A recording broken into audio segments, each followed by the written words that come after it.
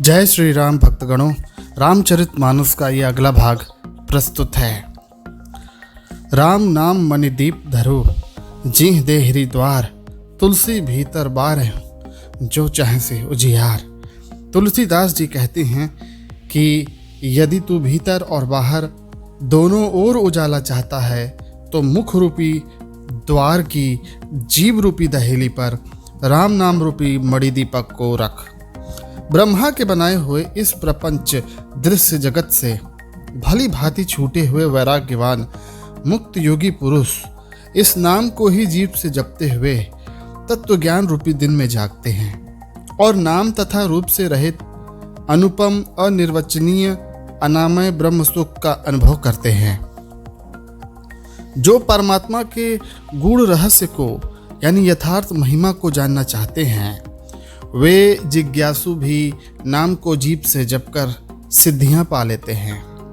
लौकिक सिद्धियों को चाहने वाले अर्थार्थी साधक लौ लगाकर नाम का जप करते हैं और अड़िमा आदि 8 सिद्धियों को पाकर के तृप्त हो जाते हैं। संकट से घबराए हुए आर्त भक्त जन भी नाम का जप करते हैं और इसके प्रताप से उनके बुरे से बुरे संकट भी मिट जाते हैं और वो सुखी हो जाते हैं। जगत में 4 प्रकार के भक्त अर्थार्थी यानी धन आदि की चाह से भजने वाले, आर्त यानी संकट की निवृत्ति के लिए भजने वाले, जिज्ञासु यानी भगवान को जानने की इच्छा से भजने वाले और ज्ञानी भगवान को तत्व से जानकर स्वाभाविक ही प्रेम से भजने वाले, ये राम भक्त हैं। चारों ही पुण्यात्मा पाप रहित और उदार हैं। चारों ही चतुर भक्तों का नाम उदार है और इनको नाम का ही आधार है। इनमें भी ज्ञानी भक्त प्रभु को विशेष रूप से प्रिय हैं। जो तो चारों ही युगों में और चारों ही वेदों में नाम का प्रभाव प्रत्यक्ष है, परंतु कलयुग में विशेष रूप से है। इसमें तो नाम को छोड़कर दूसरा कोई उपाय भी नहीं। जो सब प्रकार की भोग और मोक्ष की भी और कामनाओं से रहित और श्री राम भक्ति के रस में लीन होते हैं, उन्होंने भी नाम के सुंदर प्रेम रूपी अमृत सरोवर में अपने मन को मछली बना रखा है। क्षण भर के लिए भी वो इससे अलग नहीं होना चाहते हैं। निर्गुण और सगुण ब्रह्म के 2 स्वरूप होते हैं। दोनों ही अकथनीय, अथाह, अनादि और अनुपम हैं। मेरी सम्मति में इन दोनों से भी नाम बड़ा है, जिसने अपने बल से दोनों को वश में कर रखा है। सज्जन गण इस बात को मुझ दास की ढिठाई या केवल काव्योक्ति ही ना समझें। मैं अपने मन के विश्वास, प्रेम और रुचि की बात कर रहा हूँ। निर्गुण और सगुण दोनों प्रकार के ब्रह्म का ज्ञान अग्नि के ही समान है। निर्गुण उस अप्रकट अग्नि के समान है जो काठ के अंदर है और दिखाई नहीं दे रही, और सगुण उस प्रत्यक्ष अग्नि के समान है जो हमें प्रत्यक्ष दिख रही है, लेकिन तत्व से दोनों आग ही हैं। दोनों जानने में बड़े कठिन हैं, लेकिन नाम के प्रभाव से दोनों ही सुगम हो जाते हैं। और इसीलिए मैंने नाम को ब्रह्म से और राम से बड़ा कहा है। ब्रह्म व्यापक है, एक है, अविनाशी है, सत्ता चैतन्य अनंत की घन राशि है। ऐसे विकार रहित प्रभु के हृदय में रहते भी जीव सब प्रकार से दीन और दुखी हैं, और नाम का निरूपण करने से यानी नाम के यथार्थ की महिमा, रहस्य और प्रभाव को जानकर नाम का जतन करने से, उसका कीर्तन करने से, भजन करने से वह ब्रह्म ऐसे प्रकट हो जाता है जैसे रत्न जानने पर उसका मूल्य। इस प्रकार निर्गुण से नाम का प्रभाव अत्यंत बड़ा है। अब मैं अपने विचार से कहता हूँ कि सगुण से भी राम यानी नाम बड़ा है। श्री रामचंद्र जी भक्तों के हित के लिए मनुष्य शरीर धारण करके स्वयं कष्ट सहकर साधुओं को उन्होंने सुखी किया, परंतु भक्तगण प्रेम के साथ राम नाम जप करते हुए सहज ही में आनंद और कल्याण के घर हो जाते हैं। परंतु इस नाम ने करोड़ों दुष्टों की बिगड़ी सुधार दिया। श्री राम जी ने ऋषि मित्र के हित के लिए सुकेतु यक्ष की कन्या ताड़का को सेना और उसके पुत्र सुबाहु सहित मार दिया, परंतु नाम अपने भक्तों के दोष, दुख और दुराशाओं को उस तरीके से नाश कर देता है जैसे सूर्य रात्रि का। श्री रामचंद्र जी ने तो स्वयं ही शिव जी के धनुष को तोड़ा था, परंतु नाम का प्रभाव और इसका प्रताप से संसार के सारे भय नाश हो जाते हैं। प्रभु श्री रामचंद्र जी ने भयानक दंडक वन को सुहावना बनाया, परंतु नाम ने असंख्य मनुष्यों के मन को पवित्र कर दिया। श्री रघुनाथ जी ने राक्षसों के समूह को मारा, परंतु नाम तो कलयुग के सारे पापों की जड़ को उखाड़ देता है। श्री रघुनाथ जी ने तो शबरी, जटायु और उत्तम आदि सेवकों को ही मुक्ति दी, परंतु इस नाम ने अगणित दुष्टों का उद्धार किया और नाम के गुणों की कथाएं वेदों में प्रसिद्ध हैं। जय श्री राम। श्री राम जी ने सुग्रीव और विभीषण दोनों को ही अपने शरण में रखा, यह सब कुछ जानते हैं, परंतु नाम ने अनेकों गरीबों पर कृपा की है। नाम का यह सुंदर विरध लोक और वेद में विशेष रूप से प्रकाशित है। श्री राम जी ने भालू और बंदरों की सेनाएं बटोरी थीं और समुद्र पर पुल बांधने के लिए थोड़ा परिश्रम नहीं किया था, परंतु नाम लेते ही ये संसार समुद्र सूख जाता है। सज्जनगण, मन में जरा आप ही विचार करके देखिए कि दोनों में कौन बड़ा है। श्री रामचंद्र जी ने कुटुंब सहित रावण को युद्ध में मारा, तब सीता जी उन्होंने अपने नगर अयोध्या में सीता जी के साथ में प्रवेश किया।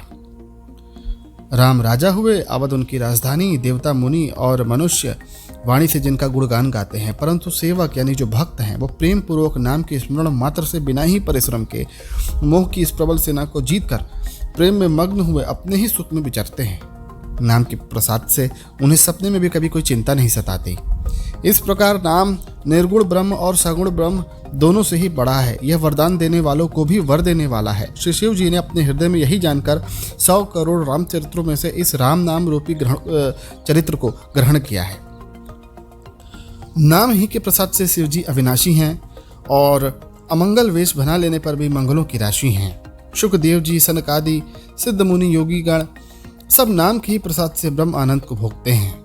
नारद जी ने भी नाम के प्रताप को जाना है और हरि सारे संसार को प्यारे हैं और हरि को हर प्यारे हैं, और आप नारद जी श्री हरि और हर दोनों को प्रिय हैं। नाम के जपने से प्रभु ने कृपा की, जिससे प्रहलाद भक्त शिरोमणि बन गए। ध्रुव जी ने ग्लानि से यानी विमाता के वचनों से दुखी होकर सकाम भाव से श्री हरिनाम को जपा था और उसके प्रताप से ही अचल अनुपम स्थान ध्रुवलोक प्राप्त किया था। हनुमान जी ने भी पवित्र नाम का स्मरण करके श्री राम जी को अपने वश में कर रखा है। नीच, अजामिल, गज, गढ़िका, वैश्या ये सभी श्री हरि के नाम के प्रभाव से ही मुक्त हो गए हैं। मैं नाम की बड़ाई कहाँ तक करूं? राम जी भी नाम के गुण को गा नहीं सकते हैं। कलयुग में राम का नाम कल्पतरु यानी मनचाहा पदार्थ देने वाला है और कल्याण का निवास, मुक्ति का घर है, जिसके स्मरण करने से निष्कृष्ट तुलसीदास जी के समान भी जो ये तुलसीदास जी हैं, ये तुलसी के समान पवित्र हो गए। यानी तुलसीदास जी यहाँ कहना चाहते हैं कि नाम के प्रभाव से तुलसीदास जी पवित्र हो गए। केवल कलयुग की बात ही नहीं है, चारों युगों में, तीनों कालों में, तीनों लोकों में नाम को जपकर जीव शोक रहित हो गए हैं। वेद, पुराण और संतों का भी मत यही है कि समस्त पुण्यों का फल श्री रामचंद्र जी में या राम नाम में प्रेम का होना है। पहले सतयुग में ध्यान से और फिर त्रेता युग में यज्ञ से और द्वापर युग में पूजन से भगवान प्रसन्न होते थे, परंतु अब कलयुग में केवल जो कि पाप की ही राशि जड़ और कलयुग जो है पूरा का पूरा पापों की राशि है और मलिन है। इसमें मनुष्यों का मन तो इस पाप रूपी समुद्र में मछली के समान बना हुआ है, यानी पाप से कभी अलग होना ही नहीं चाहता है। ऐसे कराल कलयुग में एक नाम ही आधार है और यही कल्प वृक्ष है, जो स्मरण करते ही संसार के सब जंजालों को नाश कर देता है। कलयुग में राम नाम मनोवांछित फल दे देता है, पर लोक का परम हितैषी है और इस लोक का ये माता पिता है, अर्थात परलोक में भगवान का परम धान दे देता है और इस लोक में माता पिता के समान हमारा हर प्रकार से पालन, पोषण और रक्षण करता है। कलयुग में न तो कर्म है, न भक्ति, न ज्ञान, बस एक राम नाम ही आधार है। कपट की खान कलयुग रूपी कालनेमी को मारने के लिए राम नाम ही बुद्धिमान और समर्थ श्री हनुमान जी हैं। राम नाम नरसिंह भगवान है और कलयुग हिरण्यकश्यप है, और जप करने वाले जो जन हैं वो प्रहलाद के समान हैं। यह राम नाम देवताओं के शत्रु कलयुग रूपी दैत्य को मारकर जप करने वालों की रक्षा करेगा। अच्छे भाव यानी प्रेम भाव से या बुरे भाव से या क्रोध से, आलस्य से या किसी भी भाव से अगर आप नाम को जपें तो 10 दिशाओं में कल्याण होता है। उसी परम कल्याणकारी राम नाम का स्मरण करके और श्री रघुनाथ जी के चरणों में मस्तक नवाकर मैं राम जी के गुणों का वर्णन करता हूँ। वे मेरी बिगड़ी हर तरह से सुधारेंगे, जिनकी कृपा करने से नहीं अकाती। राम से उत्तम स्वामी और मुझ जैसा बुरा सेवक, इतने पर भी उन दया निधि ने अपनी ओर से देखकर मेरा पालन किया है। लोकों और वेदों में अच्छे स्वामी की यही रीति प्रसिद्ध है कि विनय सुनते ही प्रेम को पहचान लेता है। अमीर गरीब, गवार, नगर निवासी, पंडित मूर्ख, बदनाम यशस्वी, सुकवि कुकवि और सभी नर नारी अपनी बुद्धि के अनुसार राजा की सराहना करते हैं। और साधु, बुद्धिमान, सुशील, ईश्वर के अंश से उत्पन्न हुआ कृपालु राजा यह सब सुनकर सबकी वाणी, भक्ति, विनय और चाल को पहचान कर सुंदर मीठी वाणी से यथा योग्य सबका सम्मान करते हैं। यह स्वभाव तो संसारी राजाओं का है। कौशलनाथ श्री रामचंद्र जी तो बड़े ही चतुर शिरोमणि हैं। श्री रामचंद्र जी तो विशुद्ध प्रेम से ही रिझते हैं, पर जगत में मुझसे बढ़कर मूर्ख और मलिन बुद्धि और कौन होगा। फिर भी कृपालु श्री रामचंद्र जी ने मुझ दुष्ट सेवक की प्रीति और रुचि को अवश्य ध्यान में रख लिया है। उन्होंने पत्थरों को जहाज और बंदर भालुओं को भी बुद्धिमान मंत्री बना लिया था। सब लोग मुझे श्री रामचंद्र जी का सेवक कहते हैं और मैं भी बिना लज्जा संकोच के यह कहलवाता भी हूँ और उनका विरोध नहीं करता, क्योंकि मुझे अच्छा लगता है। कृपालु श्री रामचंद्र जी इस निंदा को सहते हैं कि श्री सीतानाथ जी जैसे स्वामी का एक तुलसीदास जी जैसा सेवक है। यह मेरी बहुत बड़ी ढिठाई और दोष है। मेरे पाप को सुनकर नरक में भी अब नाक सिकोड़ ली है, यानी नरक में भी मेरे लिए स्थान नहीं है। यह सब समझकर मुझे अपने ही कल्पित डर से बड़ा डर लगता है। किंतु भगवान श्री रामचंद्र जी ने तो स्वप्न में भी इस पर कभी ध्यान ही नहीं दिया, बल्कि वो मेरे प्रभु श्री रामचंद्र जी ने इस बात को सुनकर देवता और देखकर अपने सुचित्तर रूप चक्षु से निरीक्षण करके मेरी भक्ति और बुद्धि की सराहना की।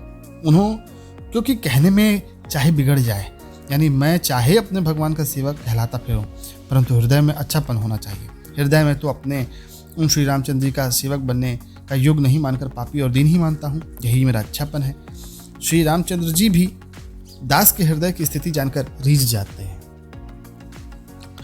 प्रभु के चित्त में अपने भक्तों की हुई भूल चूक याद नहीं रहती, वे उसे भूल जाते हैं और उनके हृदय की 100 बार याद करते हैं। जिस पाप के कारण उन्होंने बाली को व्याध की तरह मारा था, वैसे ही कुचाल फिर सुग्रीव ने भी चली थी।